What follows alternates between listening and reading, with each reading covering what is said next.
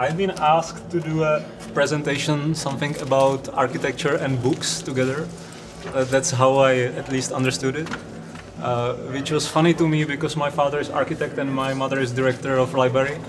So it felt like, at least like, in this way, I might be the right person to do it. But it's a bit difficult on the other hand because I'm a bit skeptical about books. And I'm more and more skeptical about books since in last couple of years I didn't finish any of them.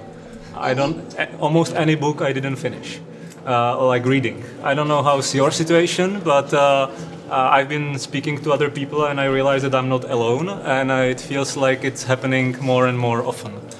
So people start, like, I usually read like probably 50 to 100 books a year, but I never finished it. So.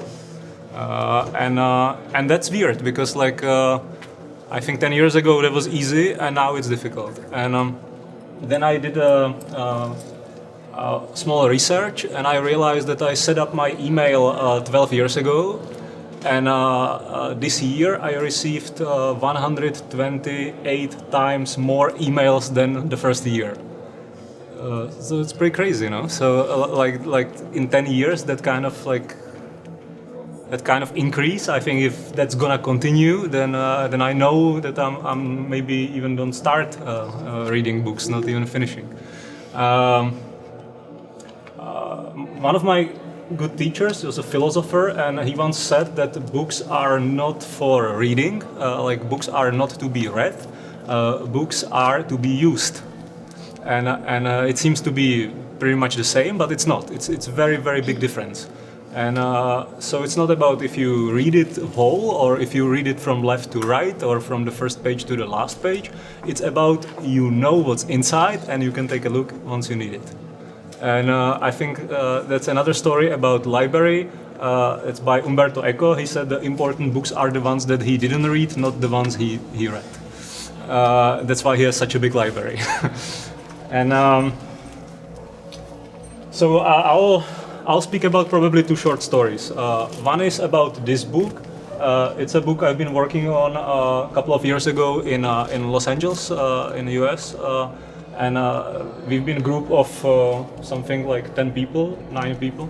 And we decided to do a book together about our projects, about our research, about our 1 year work. And so I realized that doing book in 9-10 people together, it's incredibly painful and difficult. And it felt like we've got no chance because we've been discussing almost everything. We've been like, you know, everybody said like, no, let's not do it that way, let's do it differently, and so on and so on. There was no agreement at all, and it felt like there's no way we can continue. And then I had one idea, which I'm a bit proud of. And I said, since like we can't make an agreement, then let's do one thing, that each of us will have one color, and each of us will have one font. And if you don't like what's on the page, you can put your stamp in there and write your own opinion in there. So it's kind of another level of that book. So then nobody cared about the actual content because they knew if they don't agree, you know, they can put the stamp on it and they can write what they think about. And suddenly everything was really fast and clear, and there was no problems at all. And so maybe we can get another picture. Can we get the next one?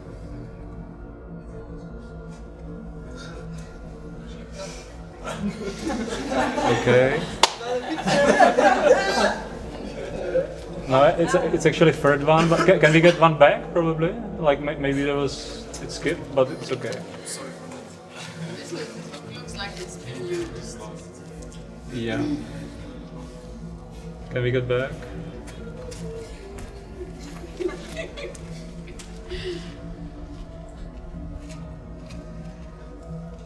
Okay, it doesn't matter so much. It's okay. I think like maybe it's at the end, but it doesn't matter so much. I'm gonna be speaking about this book. So who is familiar with this book? Okay. Can you see it, all of you? So only 3 of you? Not more? Or okay, 4, 5, or something like that? Okay, not that many. Probably everyone.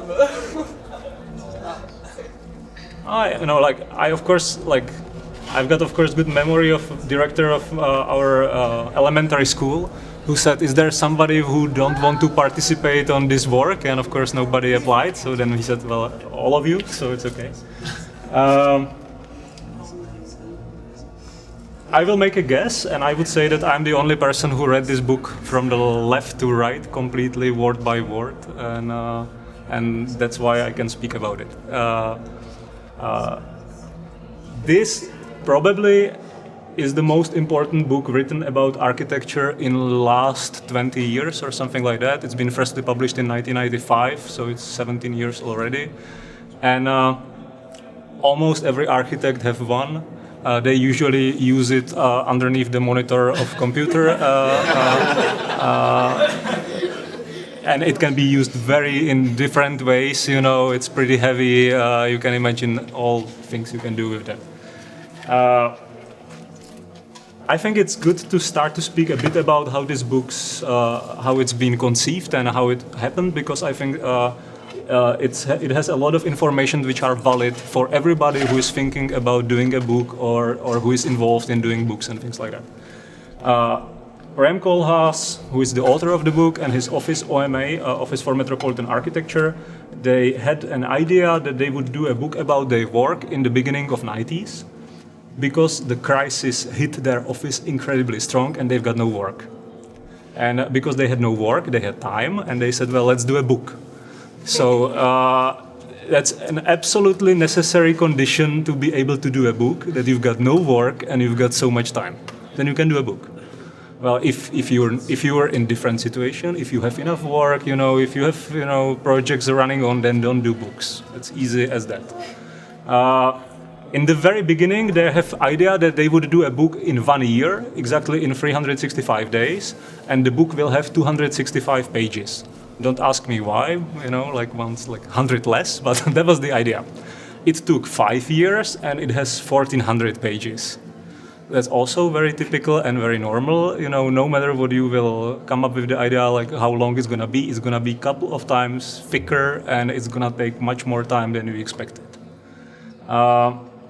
The interesting thing is that years afterwards, they did a research about the popularity of the office, which was made like they went through newspapers and magazines, and every time OMA was mentioned, you know, they did a database about it, and they realized that the most popular time of the office was when this book was published.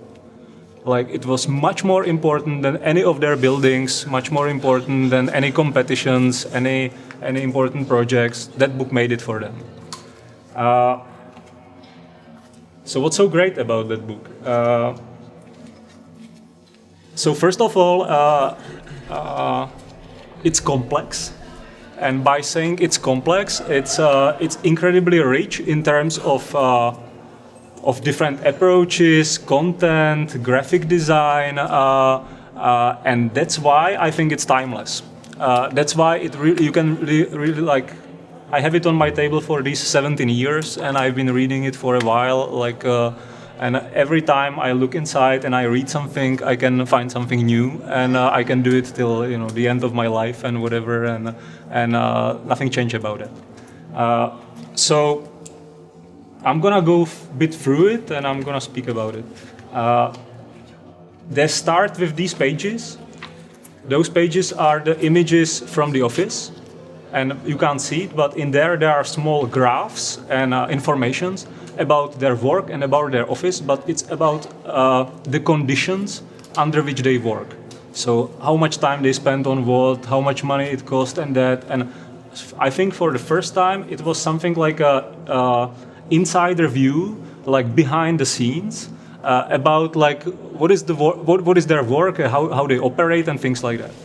What is important to understand is that in my mind, it's for the first time, or maybe for the very first time, that an office decided to do a book about themselves, themselves. Not any editors, not any publishers. They decided, let's do it ourselves.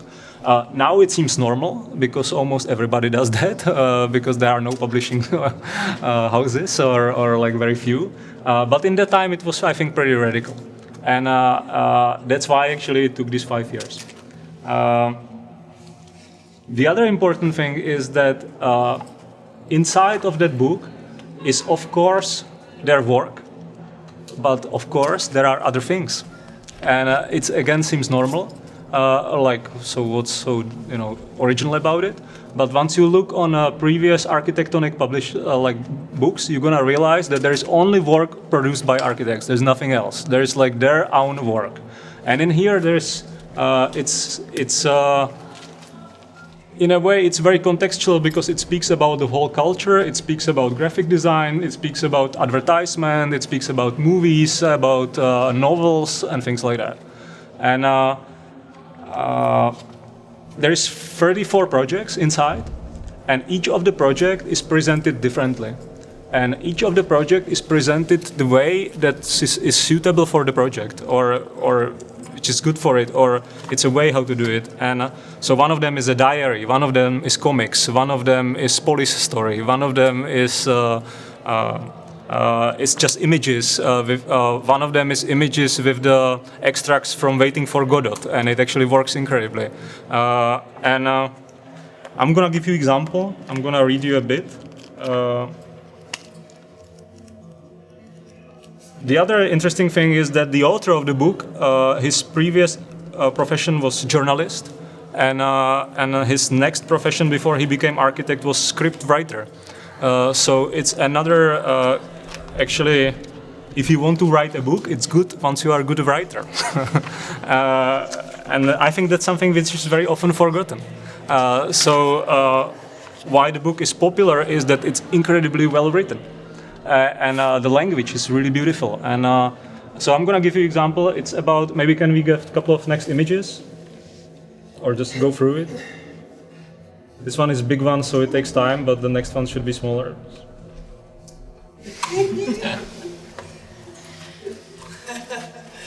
Yeah, next.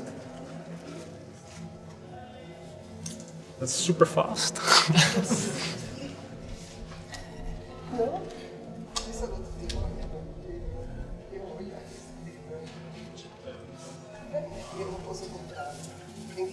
Next.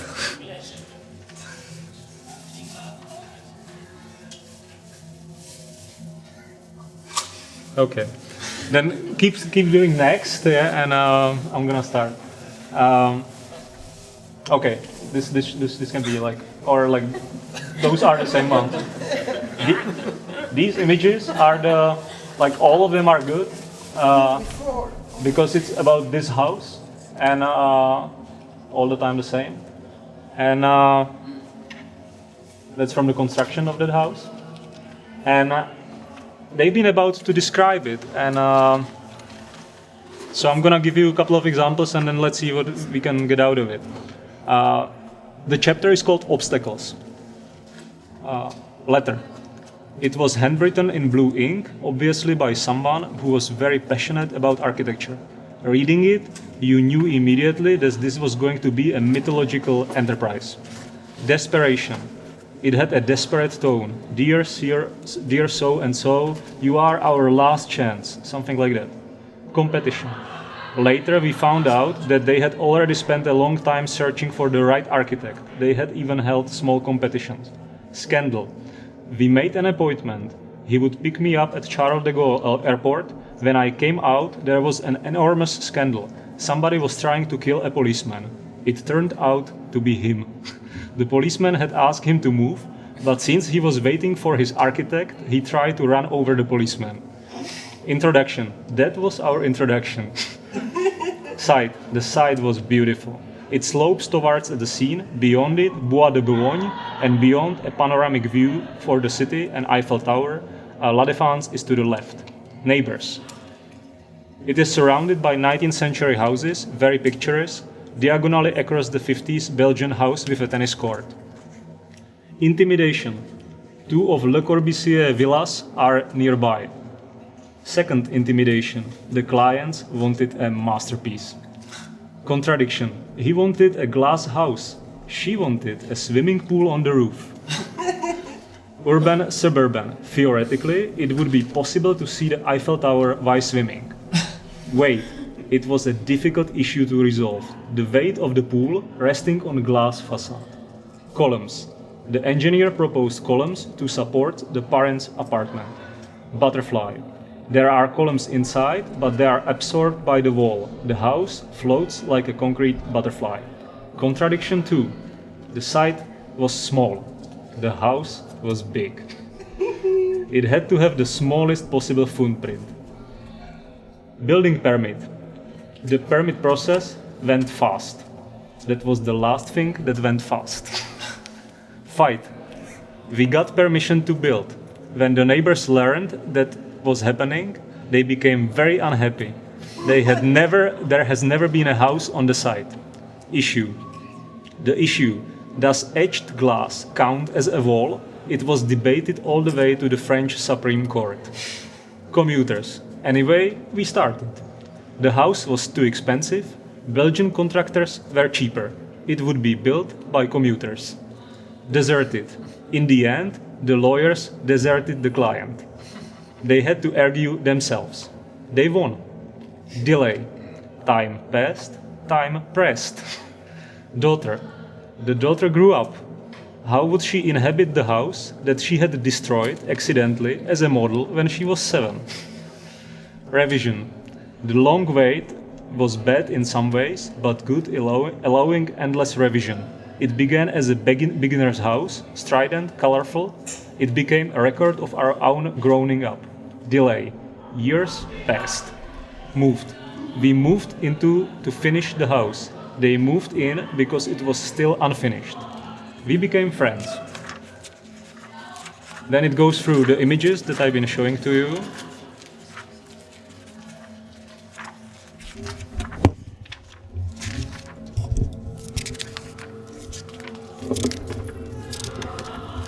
And then, post. They lived happily ever after. One Saturday morning, they counted 30 people outside looking in. So that's the description of one of the projects, and in a way it's incredibly brief.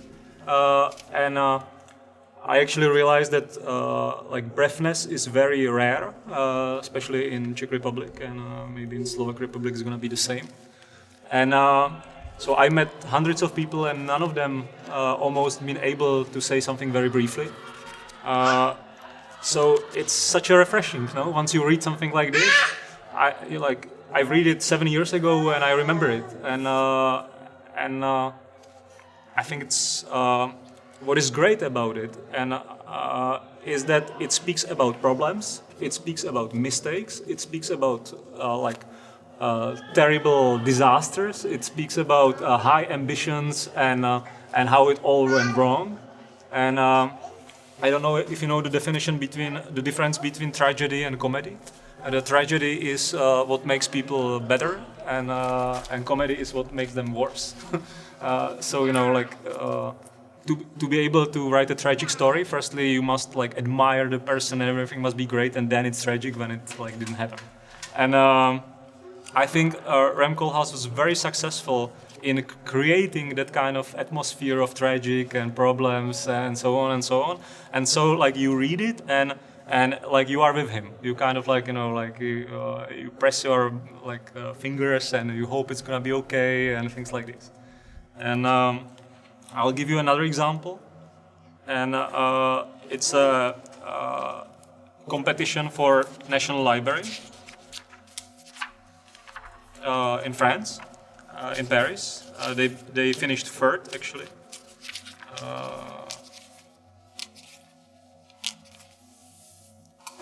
And it's written as a diary. So it starts April 29, 1989. Dear diary, do we want to win the competition or not? That's the first question in the very beginning. Of course, juries, not architects, decide competitions, but first there is our own invisible judgment. For each project there is a beyond, a domain where no jury will follow. Greater than the total loss to all the conspiracies, political pressure, blatant corruption, all those masterworks that they didn't give first prize, it is the tragedy of the even more brilliant works that we didn't dare to imagine. Waiting to win a competition is not the same. Wanting to win a competition is not the same as wanting to do your best possible work. It's kind of interesting, I guess. Anyway, don't be paranoid, forget names. Juries are a mere statistical sample, they are plots, just a message from the real world that you don't kill the messenger. And then go like day by day, they are asking questions themselves and how to solve them. And May 7, Dear Diary, no news today.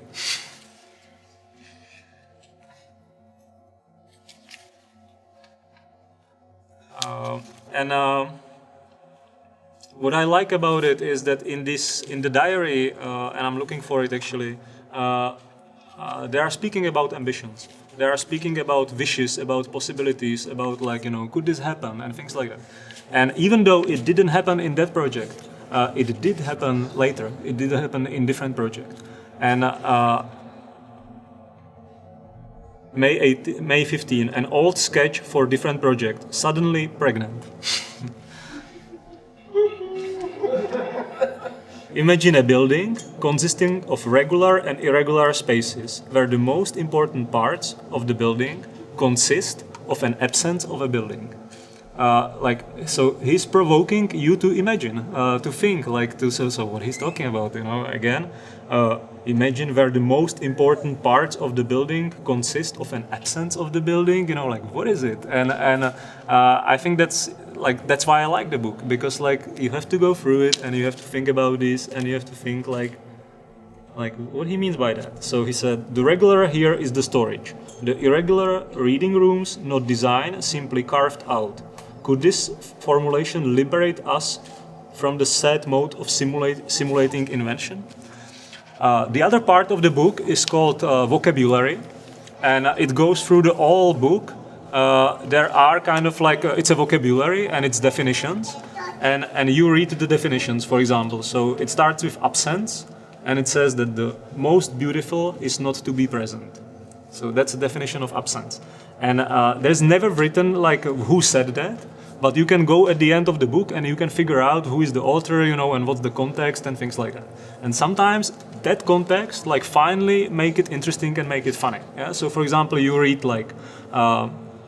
today, if I could call, 2 million people would come and do what I wanted. Tomorrow, I can't call even a plumber. And then you say so what is it? And then it's Norman Schwarzkopf, the general of U.S. Army in 1991. So, or for example, there's one which is nobody call me Elvis, I don't know why. And then you go at the end and there's hairdresser Nancy. The vocabulary contains 1035 definitions. And it's very interesting to. I did the calculation who is marked most and who is quoted most, and that makes you understand what kind of books he's reading, what kind of topics he's thinking about. You realize that one of the most prominent writers for him are Milan Kundera, Franz Kafka, Jean Baudrillard, and suddenly. Through those vocabulary and quotation, the whole cultural world of what he thinks about, what he deals with, is present, and you can figure yourself if you are interested also or not.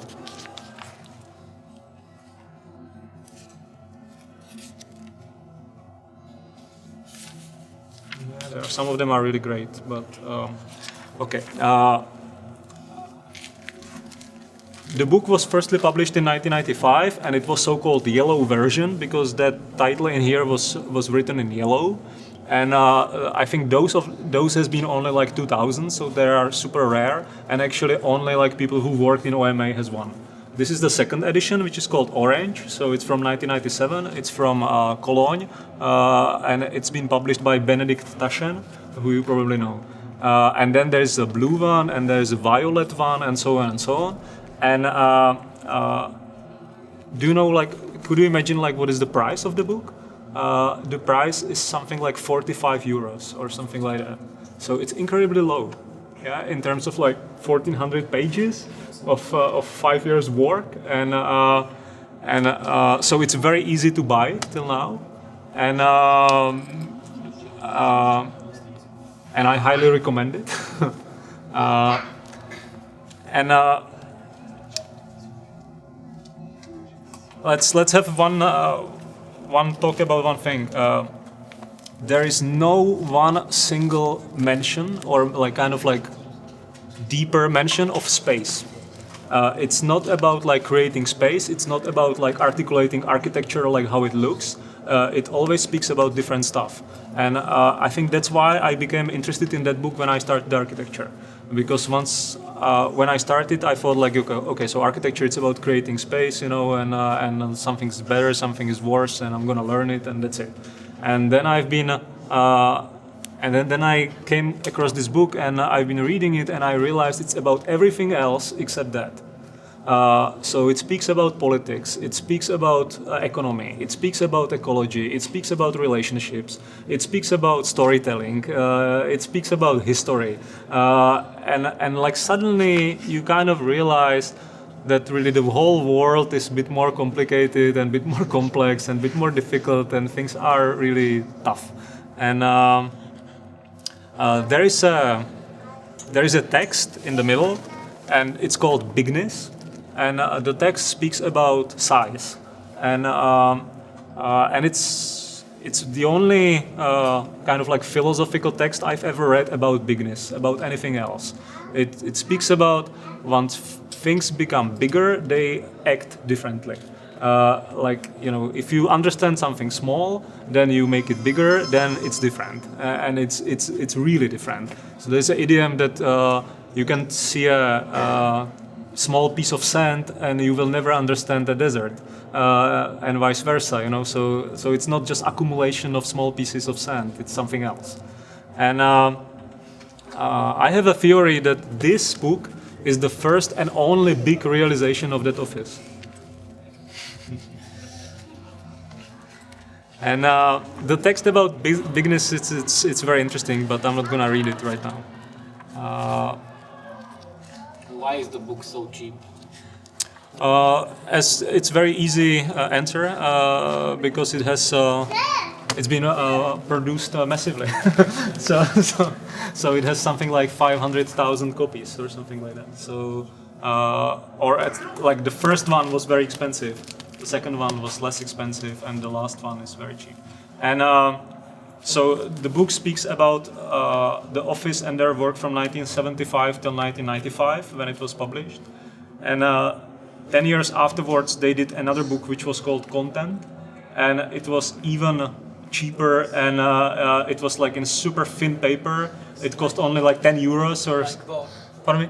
Something like Vogue, like magazine. Yeah, it was something between. It was called Bookazine. It was something between book and magazine. And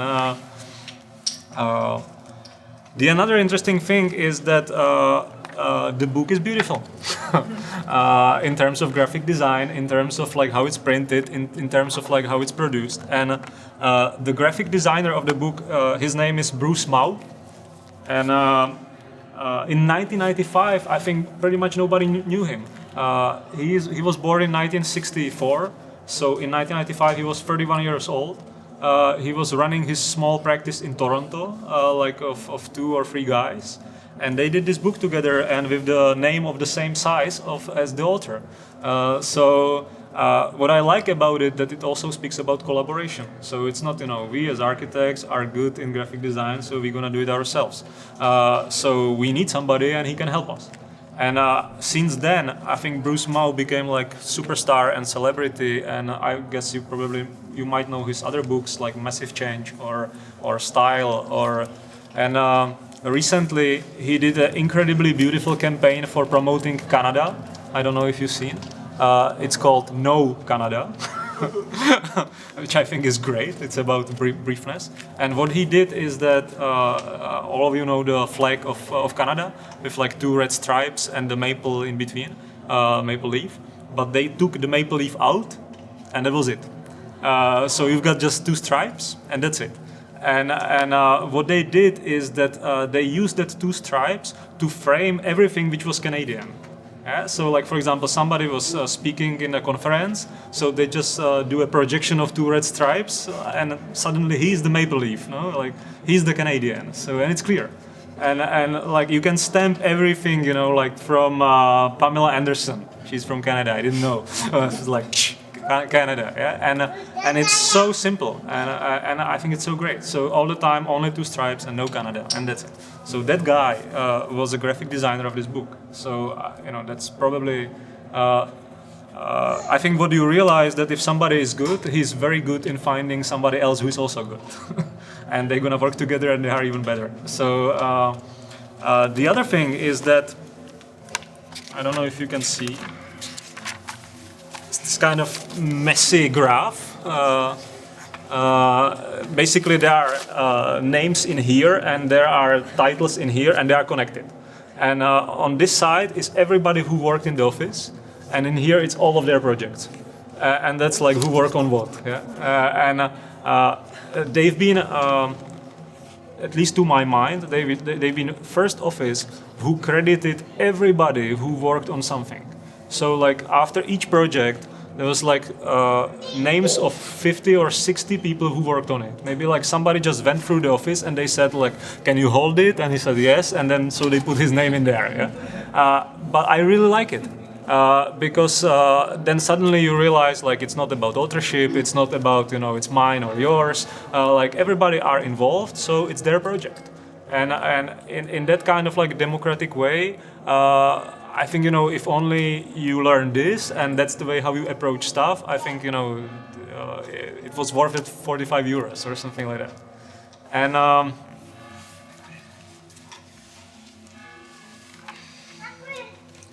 the book contains 34 projects, 15 separate texts.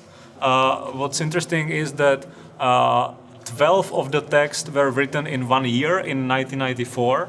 So that goes for my beginning. Once you have time and you have no work, you can write text and you can do a book. So in that year, he basically went through all his project and he kind of like summarized them and make a observation and analysis of what he has been seeing during his career.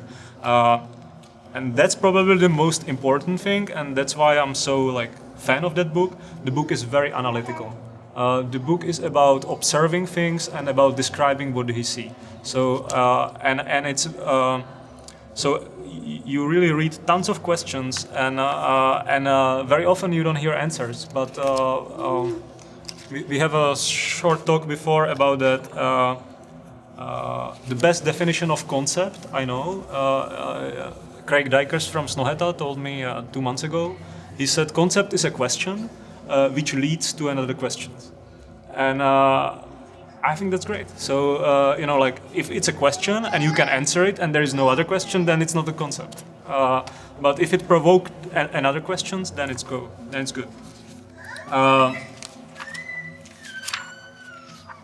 I read you one more text.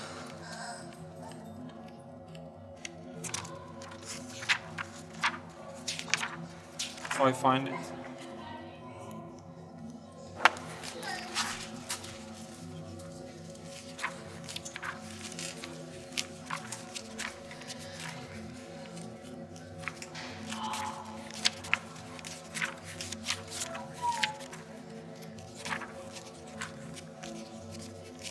Almost there.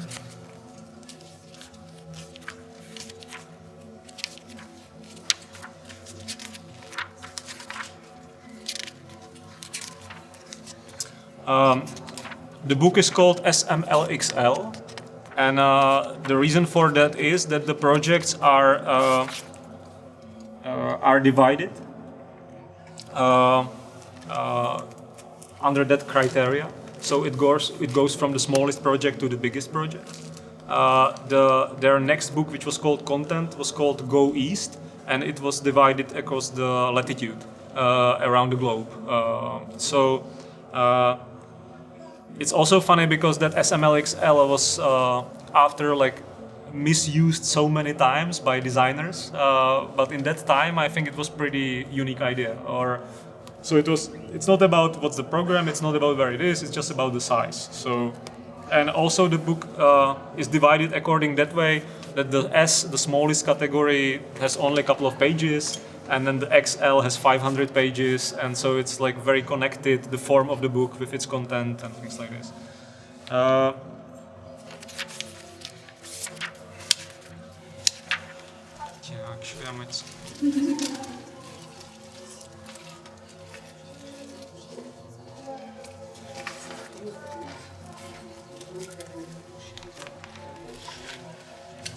No, I think I might skip that. So because like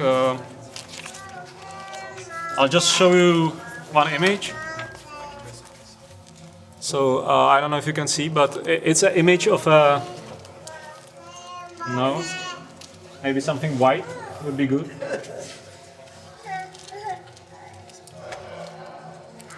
Whatever.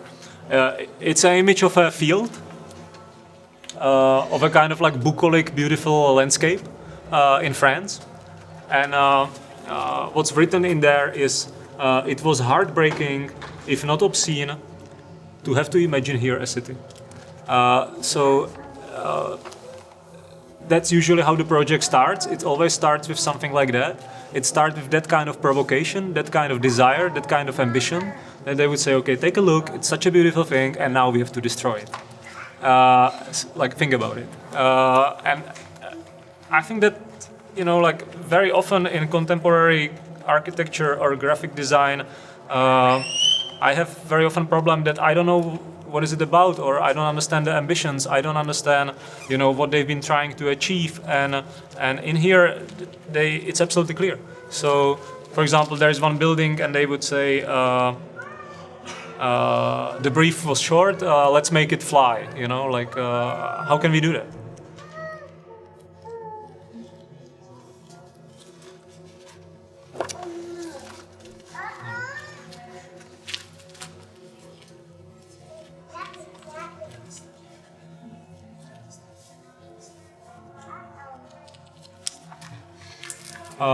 I'm gonna end probably with the last observation, and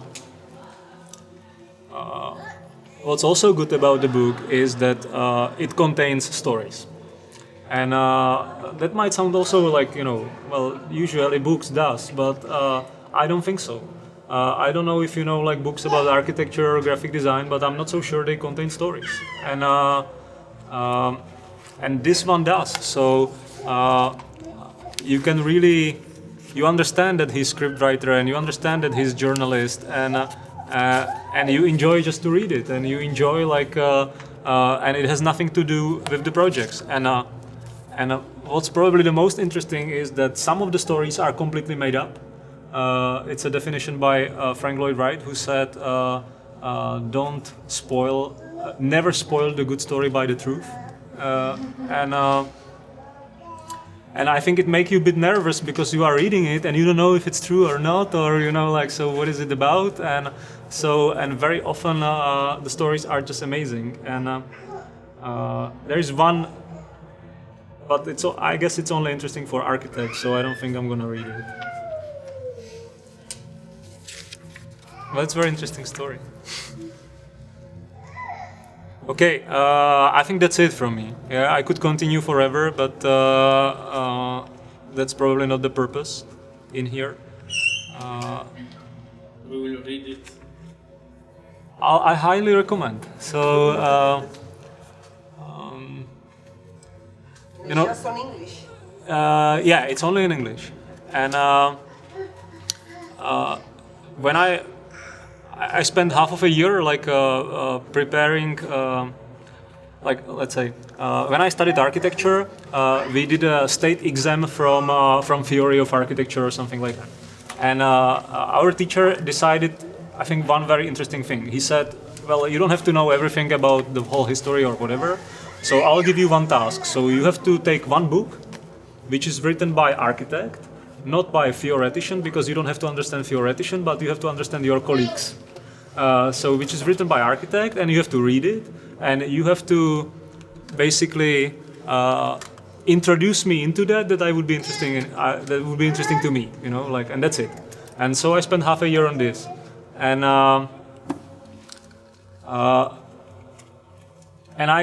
when I was about to make a definition of it, I realized one thing. It's kind of as a tabloid, or it's similar to me to Bible. which means nobody read it, but everybody knows what's inside. And I think that's very like if you would ask architect and you would say, so do you know it? Then we would say, yeah, I know it, but they didn't read it, but they know it. And yeah, you are aware of it, and you can open it, and you can find something in there, and you can find something familiar and whatever. And what I love most about it is that very often I've read something in there in 90s, in the beginning of 2000, and I didn't understand it at all, but I remember that. And in 5 or 7 years, suddenly I start to understand that, and then I get back to it, and I could find it, and I was like, wow, okay, that was that, like, that was it about. And I could do this really for years. So that's why I think it's such a great thing underneath the monitor or wherever, because you can always like just open it and read for a while, and then forget it again, and so on. Yeah. Any questions? Is there a new content with each new issue? It's the same content. Pardon me? If there is a... No, it's always the same. It's never like they don't add anything or no. What they are doing now? What they're doing now. They are doing hundreds of projects around the world, and but it's a very interesting question because I think they completely changed the profession. Because they moved from somebody who's been designing houses into somebody who is designing everything. And for example, they did the identity for European Union. They did the design for Prada. And I think they did one amazing thing.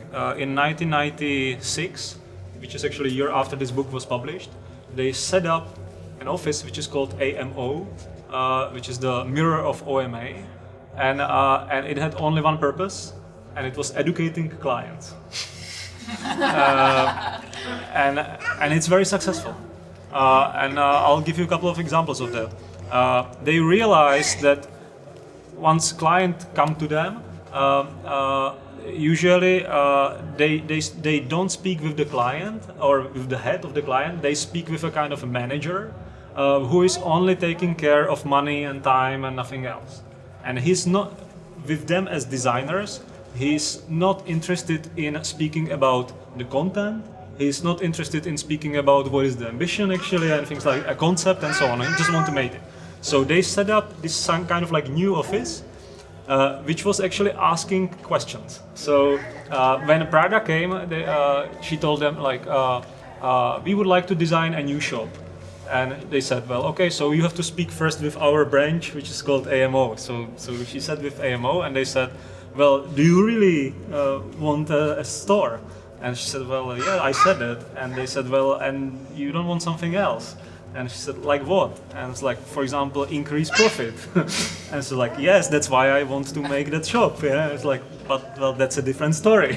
And they end up of doing like 40 small projects for them, like something completely else. And part of that, not only educating client, was to understand the context.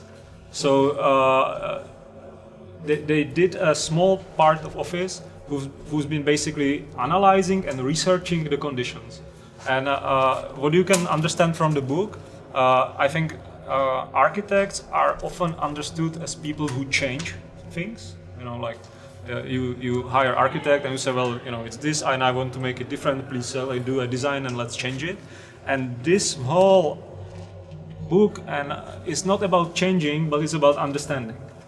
So it's about like, we don't want to change it, we firstly want to understand it, we firstly want to know what is it about, and then let's see what we can do afterwards, maybe nothing, And I think that book was basically in the forefront of architectonic research of mapping the conditions on mapping of contemporary work. And I'll give you one example.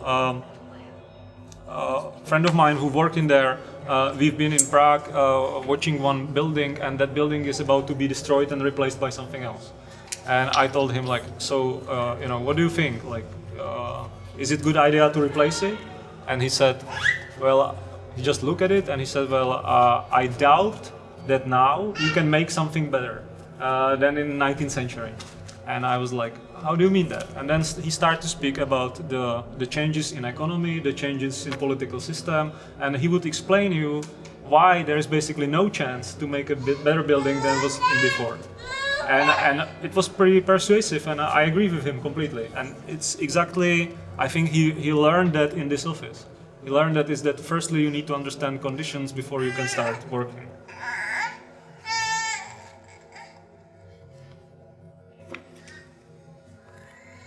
If you don't just know what you are doing, you have an election, but what's your What I'm doing, position in this Who are you? world? who I am, that's tough. I have one definition, and I say I'll do everything except design. So I don't design.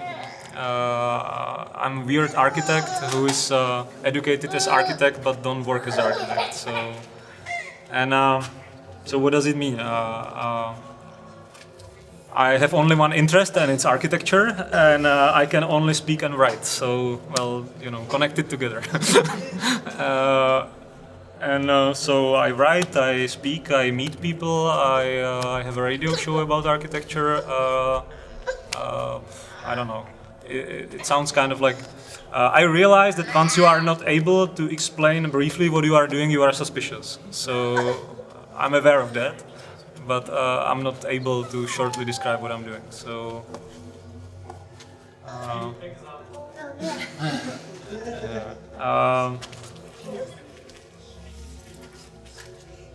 I studied in the US, and I realized that if you want to change something, it's not up to you. It's up to the audience. It's about the clients. It's about the conditions, and there's no way how to produce good architecture in bad society. So if you have this ambition, then it's not gonna work out.